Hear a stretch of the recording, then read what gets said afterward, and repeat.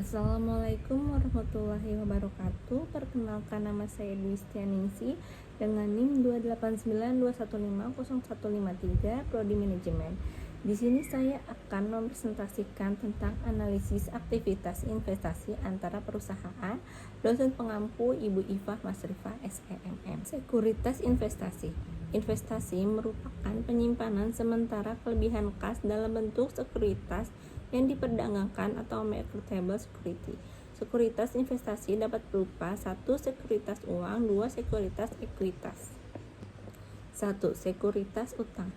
Kriteria klasifikasi dan akuntansi untuk tiap kelompok sekuritas utang. Sekuritas yang dimiliki hingga jatuh tempo, sekuritas yang diperdagangkan, dan sekuritas tersedia untuk dijual. 2. Sekuritas ekuitas. 2. Motivasi utama perusahaan membeli sekuritas ekuitas adalah 1. Untuk memaksakan pengaruh pada direksi dan manajemen intelijen seperti pemasok, pelanggan, anak perusahaan. 2. Untuk mendapatkan dividen dan penghasilan dari kenaikan penghasilan. Perusahaan melaporkan investasi dalam sekuritas ekuitas berdasarkan kemampuan mereka untuk mempengaruhi atau mengendalikan aktivitas perusahaan yang diinvestasi. Klasifikasi dan ekuitansi sekuritas ekuitas tidak memiliki pengaruh atau kepemilikan kurang dari 20%.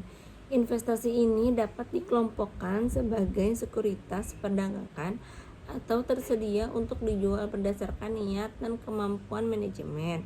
Pengaruh signifikan kepemilikan antara 20% sampai 50%. Kepemilikan saham meskipun kurang dari 50% saham dengan hak suara dapat memberikan investor kemampuan untuk mengharmonisasikan segala signifikan aktivitas usaha perusahaan yang diinvestasi. Pihak lain yang mengendalikan atau kepemilikan lebih dari 50%.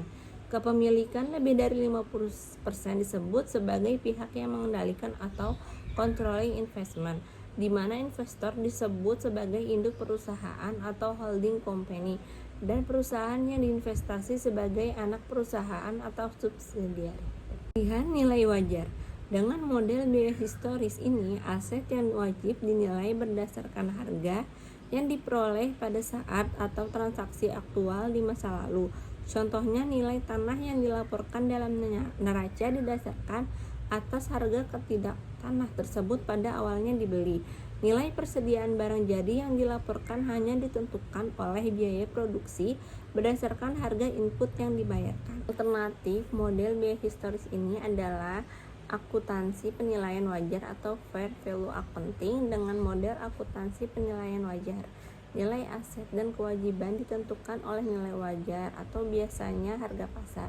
Pada saat tanggal pengukuran, kira-kira tanggal laporan keuangan. Sebagai contoh, dengan model ini, niat tanah yang dilaporkan dalam neraca akan merepresentasikan harga pasar pada tanggal neraca, dan nilai persediaan barang jadi yang dilaporkan akan merefleksikan perkiraan harga pasar pada saat tanggal neraca dikurangi oleh biaya langsung penjualan.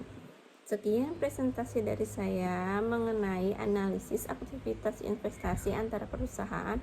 Mohon maaf bila banyak kesalahan. Wassalamualaikum warahmatullahi wabarakatuh.